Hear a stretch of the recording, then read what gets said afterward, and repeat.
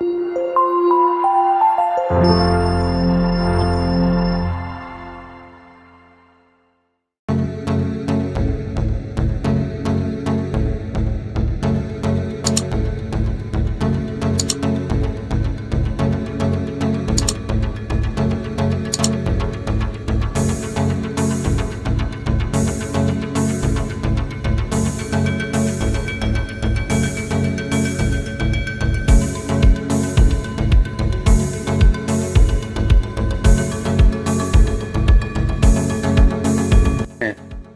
हम रियासत जम्मू व कश्मीर के अवाम को अक़वाम मुत्तहिदा के चार्टर और सलामती कौंसिल की करारदादों के मुताबिक गैर मशरूत हक के खुद इरादियत हासिल होने तक चैन से नहीं बैठेंगे। ओ भाई मारो मुझे, मारो मारो मुझे, मारो मारो।